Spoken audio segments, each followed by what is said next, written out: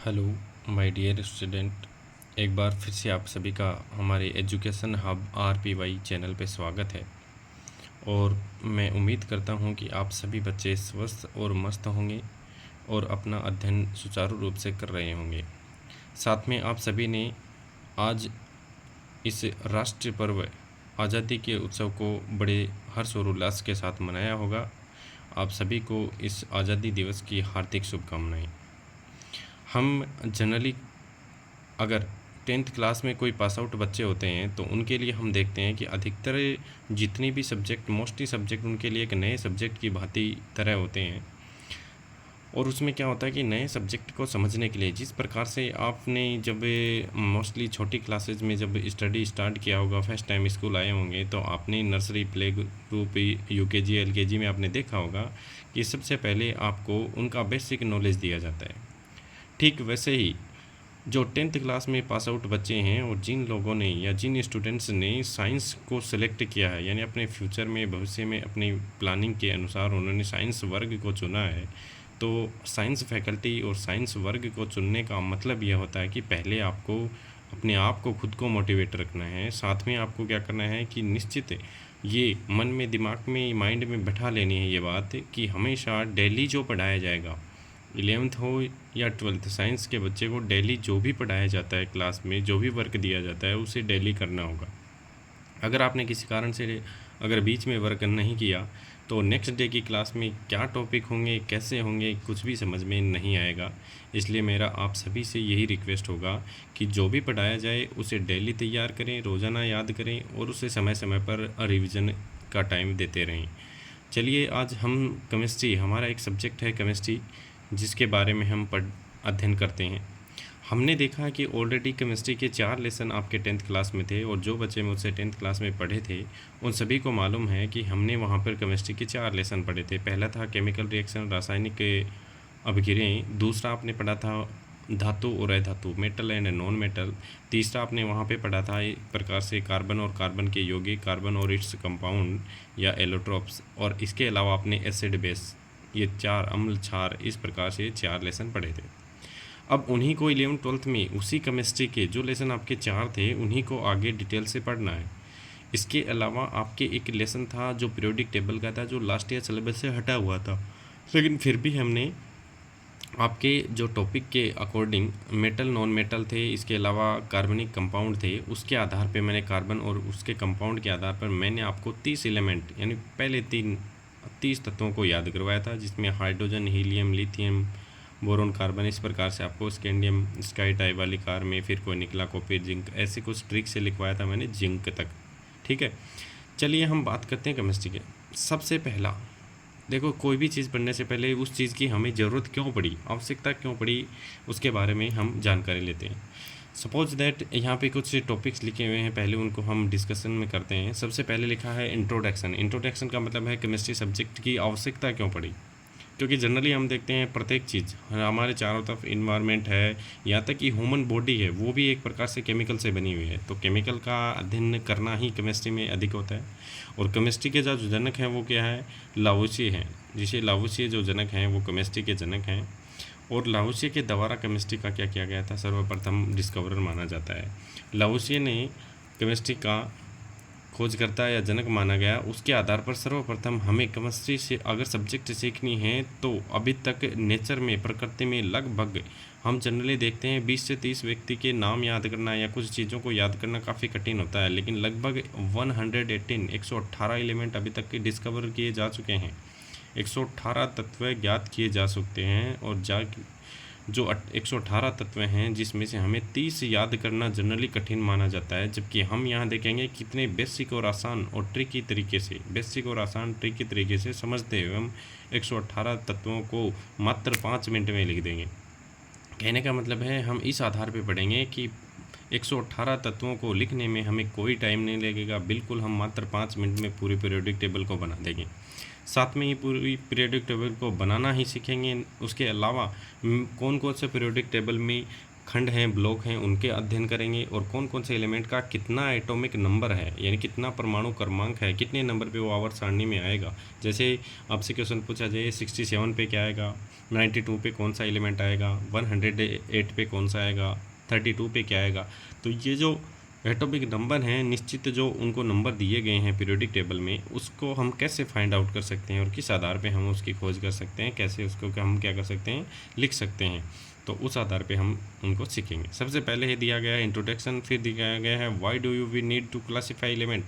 तो पहली बात है, सेकंड जो स्टेटमेंट है कि हमें एलिमेंट यानी अवयव जो तत्व हैं उनकी क्लासीफाई या डिस्ट्रीब्यूट करना या उनको वर्गीकृत करना कह सकते हैं, उनको वर्गीकृत करने की आवश्यकता क्यों पड़ी। नेक्स्ट है making order out of the class easily attempt at the classification of element. फिर है Newland law of octaves, mainly periodic tables, making order out of the cause the modern periodic table, division of the periodic table S and B, S P D F block and periodic properties। देखो सबसे पहले हम जानते हैं कि मान लो suppose करो कोई नया इंस्टीट्यूट कोचिंग वगैरह या कोई स्कूल ओपनिंग हुआ जिसमें पहली साल फर्स्ट ईयर जैसे 6th क्लास के 10 बच्चे, 10th के 2 बच्चे, 7th के 5 बच्चे, 5th के 2 बच्चे, ऐसे करके काफ़ी लो स्ट्रेंथ में स्टूडेंटों ने एडमिशन लिया। तो वो क्या करते हैं कि उनको देखो मिनिमम अगर हमें इन्वेस्ट करना है, कॉस्ट कम रखनी है, टीचर का सैलरी वगैरह का खर्चा कम रखना है, तो हम क्या करेंगे कि एक ऐसा कॉमन टीचर ढूंढेंगे जो 7th 6th और 8 तीनों क्लास को एक साथ कंबाइंड बैठा के पढ़ा सके, टीच करवा सके। साथ ही ऐसा टीचर मल्टी सब्जेक्ट टीचर ढूंढेंगे जो लगभग सब्जेक्टों को उन्हें समझा सके, पढ़ा सके। लेकिन धीरे धीरे क्या हुआ कि नेक्स्ट अगली साल उसी विद्यालय में 7th 8th और 9th के बच्चों की क्या हो गई, जो स्ट्रेंथ थी वो इंक्रीज हो गई, काफ़ी बढ़ गई। जैसे मानो 7th में 50 स्टूडेंट हो गए, 8th में 35 हो गए, 9th में 60 हो गए।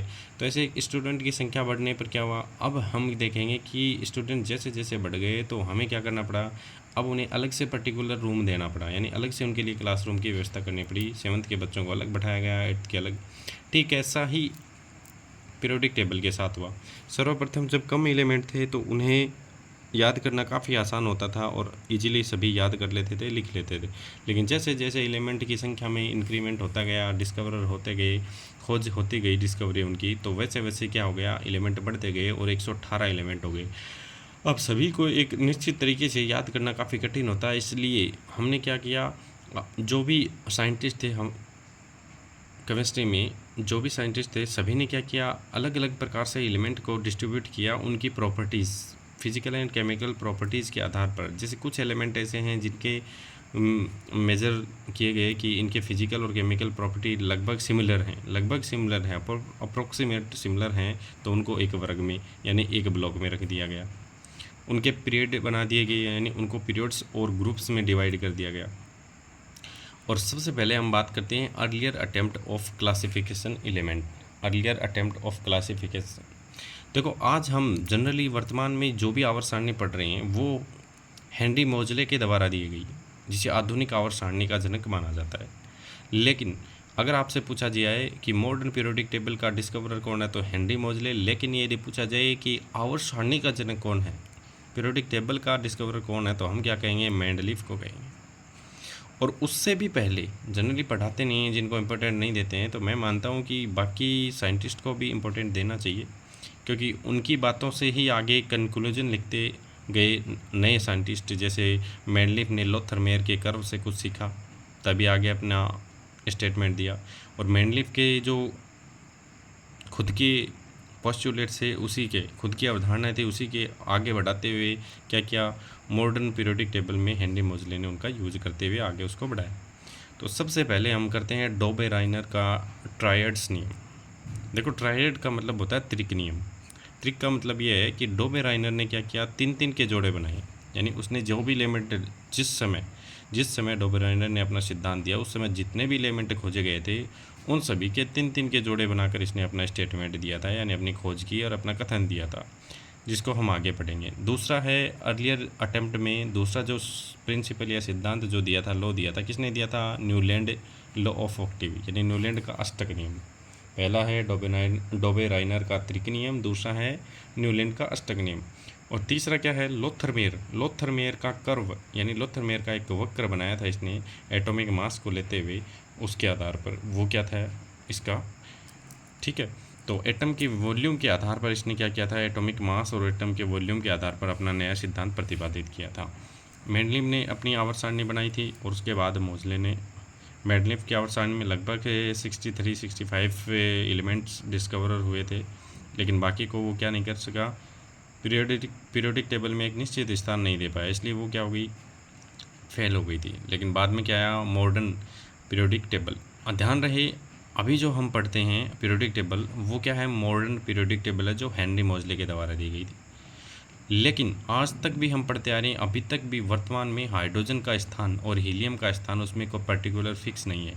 हीलियम को तो फिर भी चलो आखिर ये नोबल गैस 18वें वर्ग में ग्रुप नंबर 18 में रखा गया है, बट हाइड्रोजन का अभी तक भी क्या नहीं है? कोई फिक्स निश्चित स्थान नहीं रखा गया है। केवल और केवल उनको इलेक्ट्रॉनिक विन्यास के आधार पर, इलेक्ट्रॉनिक कॉन्फ़िगरेशन के आधार पर पहले वर्ग के एस ब्लॉक के एल्काइल ग्रुप है उसमें रखा गया, पहले खंड में रखा गया है। ठीक है, एल्काइल मेटल में रखा गया है पहले ग्रुप में।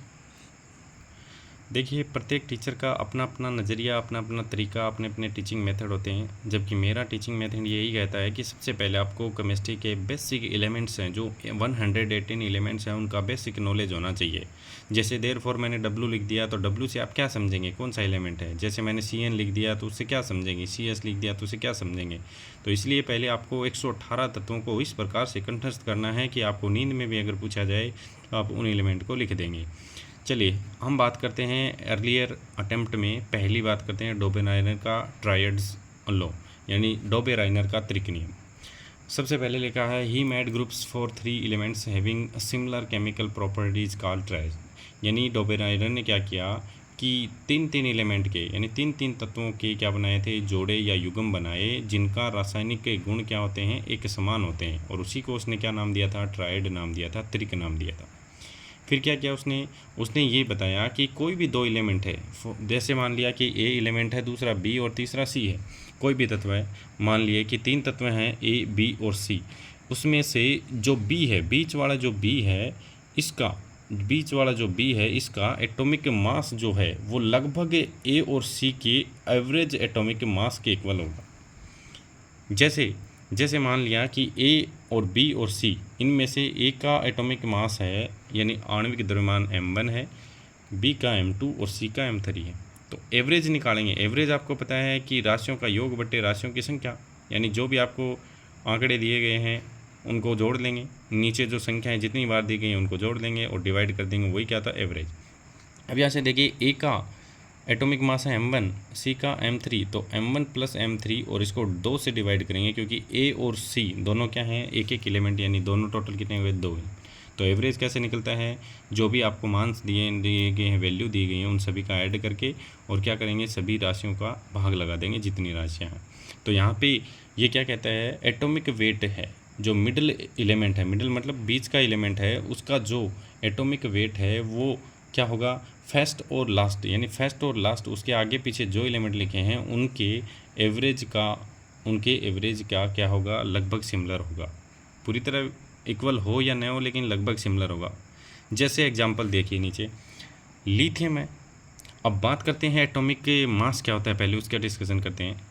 हम देखेंगे कि आगे एक चैप्टर हमारा एटॉमिक अवधारणा, वैसे आपने 9th और 10th में पढ़ा होगा। एटम की डिस्कवरी किसने की थी? एटम की खोज डाल्टन ने की थी। एटम की खोज किसने की थी? डिस्कवर डाल्टन ने। तो एटम की खोज की डाल्टन ने, तो वहीं पर उसने बताया था कि कोई भी एटम होता है, कोई भी अणु जो होता है, परमाणु होता है, एटम परमाणु जो होता है, उस परमाणु के गोलाकार आकृति में जो मध्य में जो भाग होता है, बीच में जो कन्वर्ट या बीच में जो भाग दिखाई देता है, वो क्या होता है? उसका न्यूक्लियस होता है। न्यूक्लियस का मतलब नाभिक होता है।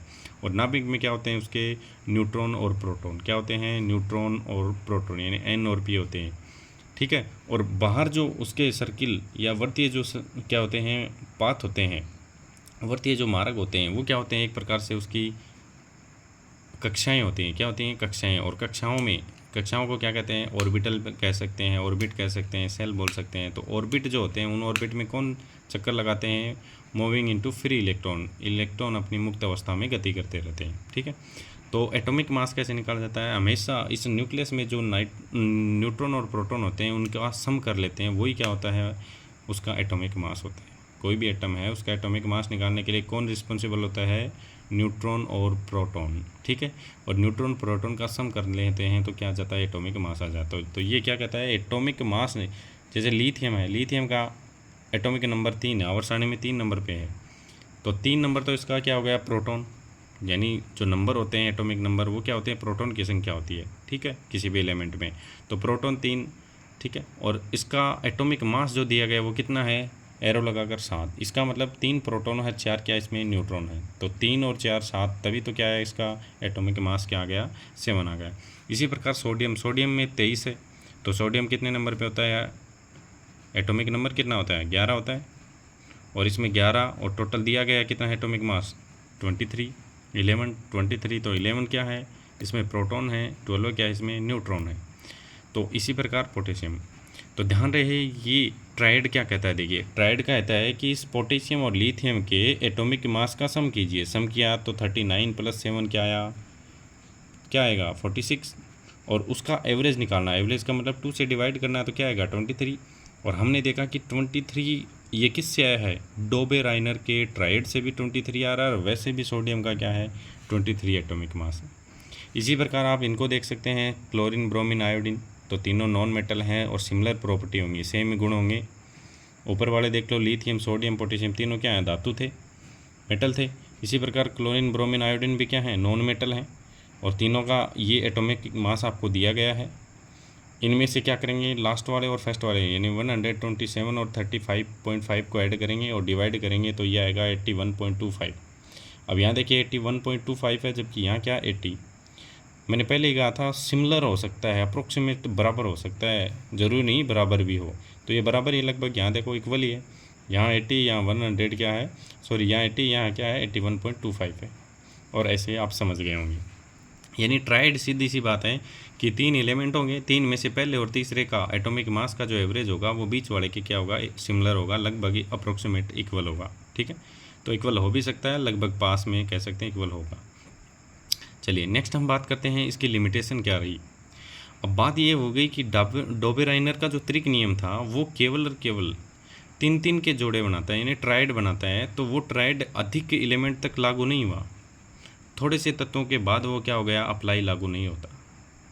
थोड़े से आगे एलिमेंट बढ़ने के बाद, जैसे 15, 20, 30 एलिमेंट तक गए, तो वो धीरे धीरे क्या हो गया, फ्लॉप हो गया, अप्लाई नहीं हो रहा था उन पर। तो इस प्रकार से क्या होगा, उसकी ये लिमिट्स हो गई, यानी वो ट्राइड केवल 15 से 20 एलिमेंट पर ही क्या होगा, फॉलो होगा, लागू होगा, उसके बाद वो अप्लाई नहीं हुआ, इसलिए वो क्या हो गया, कैंसिल हो गया।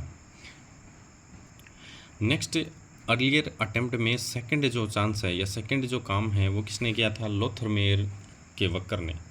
लोथरमेयर के वक्र ने काम किया, लेकिन इससे पहले हम केवल लोथरमेयर के वक्र के बजाय हम न्यूलैंड के ऑक्टेव्स रूल को पढ़ लेते हैं। ठीक है, चलिए हम पहले न्यूलैंड के ऑक्टेव्स रूल को पढ़ते हैं।